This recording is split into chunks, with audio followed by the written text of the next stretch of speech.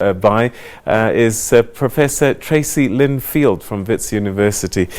Prof, thanks so much for joining us. Welcome to the program. Thank you, Peter. It's a pleasure to be here. All right, let's get the beetle story out of the way. What's the name of this beetle? I've got a feeling that I crushed it.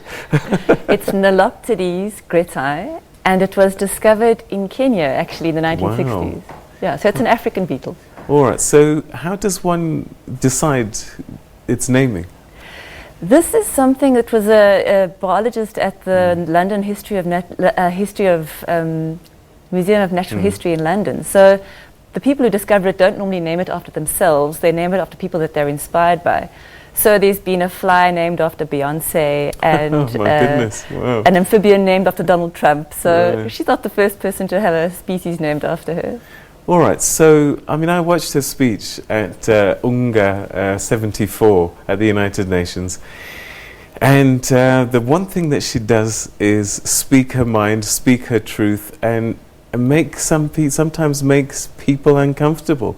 Take us through Thunberg, her style, and some of the reactions, whether they've been deserved or not. Yeah, so she's a 16-year-old climate change activist, and she rose to fame in about August 2018 when she stood outside the Swedish Parliament saying that you must do something about climate change. So her message is that the leaders are not doing enough about climate change, they're not taking action.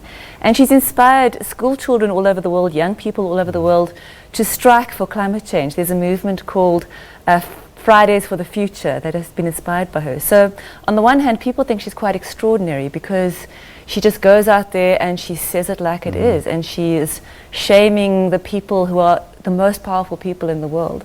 So that's one side of the story. On the other hand, there are people who say that this is a distraction and it is taking the focus away from some of the difficult and more rational arguments we have to have about climate change. So where do you think the truth lies? Is it somewhere in between, or perhaps she's not articulating it well, but she certainly does create a sense of urgency which we don't often see in our politicians? Absolutely. So it's been very good that people are now talking about climate change much more. The youth are much more conscientized about it. It's much more on the agenda. On the other hand, her message is a little bit hysterical and it is a little bit negative. So it's a lot about shaming, which in the long run I don't think is a positive mobilizing force for society. So I think it's good that she brought it onto the agenda, but there are also dangers with framing things as such an emergency.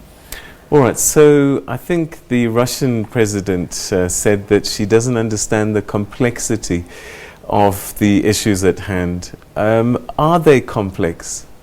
They are enormously complex. So what is she missing, do you think? So she talks a lot about looking at the science, and the science itself is enormously complex. I mean, you have this Intergovernmental Panel on Climate Change, which evaluates the work of hundreds of scientists all over the world and has a process to do that. And that in itself is difficult. But then you have how society must respond to that. And that involves difficult decisions about economics, politics, social sciences, and there are trade-offs that have to be made there. That's not necessarily black or white. There are difficult decisions made about what we pull back on and what we allow to continue. But then you see people like Donald Trump, who's president of perhaps one of the biggest polluters on the world, who almost are denialists, just refusing the science. So how do we manage them then? And if a 16-year-old is busy telling him directly that you're wrong? Yeah. So I think as we need to be informed, we need to be informed citizens. So we should be engaging with the assessment reports of this Intergovernmental Panel on Climate Change. We should be looking at what the fossil fuel companies are saying about their investment strategies, because really, ultimately, climate change is about burning less fossil fuels, having less greenhouse gas emissions, and changing the way we transport ourselves, educate ourselves, provide food for ourselves. It's those discussions that we need to be having. She talks about it being, and you said perhaps she's being alarmist, but is it not an alarming situation in terms of the time we have to fix this? It is alarming. So this intergovernmental panel has said we have 12 years to avoid catastrophic climate change. It's been described as the greatest existential threat to humanity. So, sure, it is an emergency. But we need to remain calm, I think, because when we go into emergency mode, we can be overrun by solutions that are short range in their impact and not think of longer term solutions that can also reduce inequality and poverty. Climate change is an enormous opportunity to dismantle and unravel things, dismantle concentrations of power. It can be enormously democratizing. And so we must grab those opportunities and not be distracted. How do we grab the mobilizing ability that people like Greta have and channel it to the greater good? I mean, we saw what happened in Cape Town when Day Zero was looming. Yeah. There was a mobilization that we haven't seen too often in South African history. And they came together and they averted this Day Zero.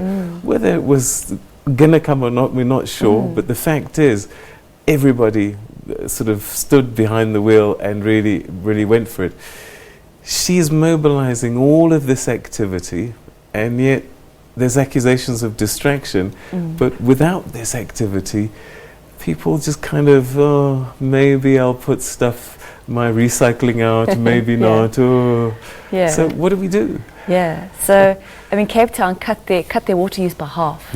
And that was with ordinary people making changes to their lives. So I think the biggest impact that Greta Thunberg can have is to say to yourself, what can I do? So what she has done, for example, she spent 2 weeks crossing the Atlantic Ocean by not flying. We can fly less, and she's a vegan.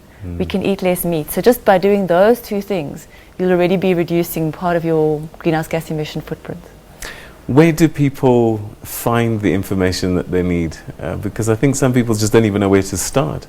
What's the best way to start getting more knowledge? Okay, Intergovernmental Panel on Climate Change, they have a website, they have a huge volume of reports, and then the website of the United Nations Framework Convention on Climate Change.